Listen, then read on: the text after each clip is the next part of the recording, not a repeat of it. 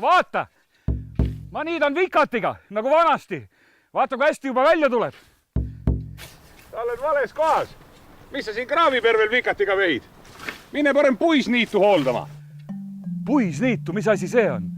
Mis on niit koos puudega või? Täpselt nii. Kuule, seal ei saa ju traktoriga niita, seal jäävad puud ette ju. Puisniit on pärandus meie esivanematelt.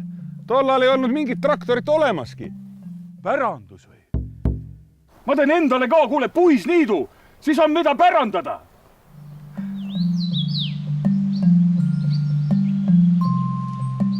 Puisniit kui lummav taimeväli. Läänemaal Laelatu puisniidul kasvab ühel ruutmeetril 76 taimeliiki. See on nii Eesti kui ka kogu Põhja-Euroopa rekord. Rannaniitudel võib küll erinevaid taimi olla rohkemgi, kuid mere mõju tõttu pole see kooslus püsiv. Puisniidul saadakse aga igal aastal sama tulemus, kuigi liigid võivad vahelduda. Majesteetlikud orhideed kaunistavad iga puisniitu. Laelatus kasvab 2/3 Eesti käpalistest.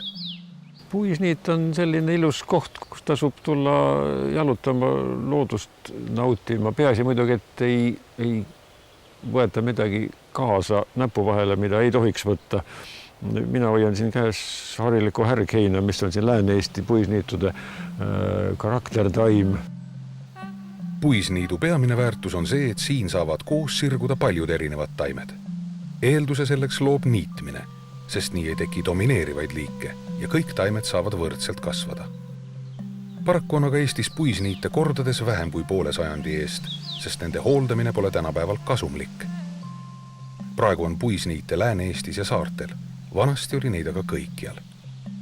Siit sai väga palju erinevaid ressursse, alates siis puidust, kiirelt kasvavast ümarmaterjalist, nimelt pihtadest, heina sai siit, siin sai karjatada pärast heina tegemist loomi ja see on samas nagu ise majandav süsteem, et kõik see, mis siit heinaga välja viiakse sellest ringest, tuleb siin puude ja põõsaste lehtede ja okstena mulda tagasi. Praegu on jälle hakatud vanu puisniite taastama. Niitmine ei lase neil kinni kasvada. Nii hoiame liigirikkust.